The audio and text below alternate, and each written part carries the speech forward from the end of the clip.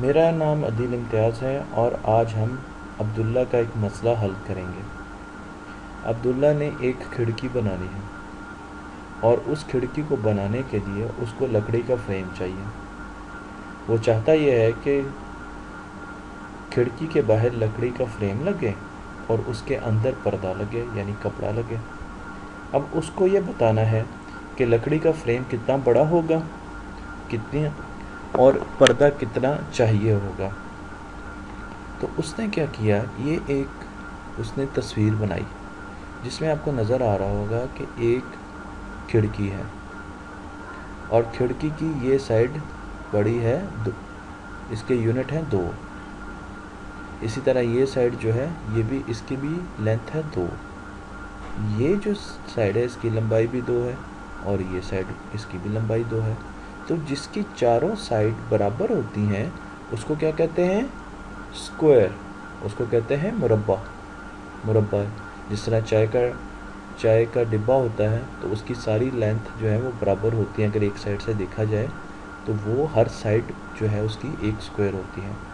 अब्दुल्ला ने सोचा है कि अब यहाँ पर कितनी खिड़की, इस खिड़की के लिए कितनी लकड़ी चाहिए।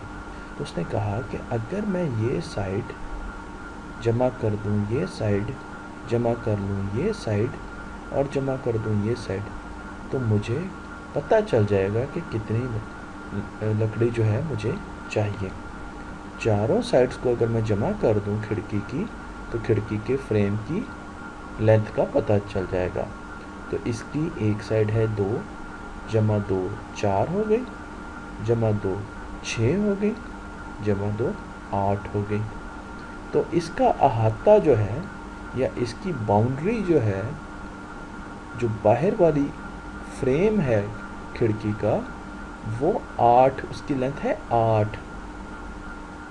इसको हम कहते हैं पेरीमीटर। इसको हम अहाता कहते हैं उर्दू में और पेरीमीटर कहते हैं इंग्लिश में। यानी अगर आप यहाँ से चलना शुरू कर दें बाहर बाउंड्री पे, तो जितना आपने चला वहाँ तक जहाँ से आपने शुरू किया था उस पूरी लेंथ को पेरीमीटर कहते हैं। और पेरीमीटर कैसे मालूम होता है, लकड़ी के फ्रेम का कैसे पता चलता है, अगर आप उसकी तमाम साइड्स को जमा कर लें तो इसको हम पेरीमीटर कहते हैं। अब उसका एक मसला तो हल हो गया कि उसने पेरीमीटर जो है या लकड़ी के फ्रेम की लेंथ जो है कि वो कितना बड़ा होना चाहिए वो तो निकाल लिया उसने, उसकी पैमाइश तो कर दी। अब उसने अंदर पर्दा लगाना है। ये जो कलर नज़र आ रहा है, जो ऑरेंज कलर है, माल्टा रंग है, जो ये पर्दा है। अब उसने सोचा मैं ये कैसे निकालूं ये पर्दा। अब्दुल्ला को किताबें पढ़ने का बहुत शौक़ है। उसने बड़ी किताबें पढ़ी हैं और वो इस वजह से बहुत ज़हीन भी है क्योंकि वो हर एक हफ्ते में एक किताब जो है वो नहीं ख़त्म करता है, नहीं पढ़ता। तो उसने एक किताब में पढ़ा था कि जो रकबा होता है यानी अंदर की जगह होती है जहाँ पर पर्दा लगाना है, वो 2 साइड की ज़रब होती है। जो इकट्ठी साइड्स होती हैं उनकी ज़रब होती है। तो उसने ये किया कि उसने दोनों साइड्स की ज़रब हासिल की। तो अगर मैं ये देखूं तो ये साइड जो है वो 2 है और ये साइड भी 2 है। तो अगर मैं इनको ज़रब हासिल इनकी कर लूं तो ये पूरा पर्दे की पैमाइश निकल आएगी। 2 ज़रब 2 क्या होता है, 4। तो इसको हम कहते हैं रकबा या एरिया। रकबा या एरिया। और ये हमेशा 2 जुड़ी हुई साइड्स की हम ज़रब लेते हैं। जो ऐसी साइड हो जो जुड़ी ना हो उनकी ज़रब लेने की कोई ज़रूरत नहीं है, ना ही फ़ायदा होता है। यानी अगर आप इस साइड की और इस साइड की ज़रब लेंगे तो रकबा नहीं निकलेगा, वो आपका जवाब गलत हो जाएगा। हाँ, अगर आप इस साइड की और इस साइड का ज़रब लेंगे तो रकबा निकल आएगा क्योंकि ये जुड़ी हुई साइड्स हैं, एक दूसरे से जुड़ी हुई साइड। अगर आप इस साइड का और इस साइड का ज़रब लेंगे तो भी रकबा निकल आएगा, एरिया आ जाएगा। क्यों? क्योंकि ये जुड़ी हुई हैं।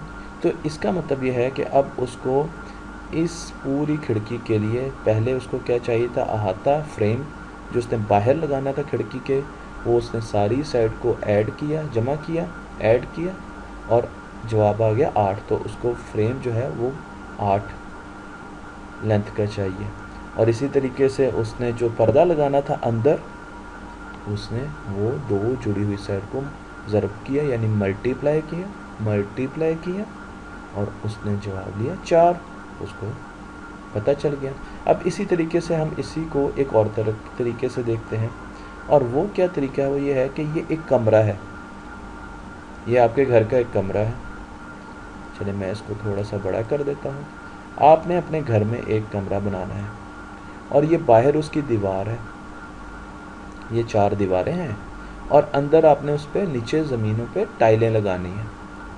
अब आपसे आके आपका काम करने वाला जो कमरा बना रहा है वो पूछता है कि मैं कितनी दीवारों की पैमाइश क्या होगी और अंदर जो टाइल्स लगानी है उनकी पैमाइश क्या होगी, मुझे ये तो बता दें।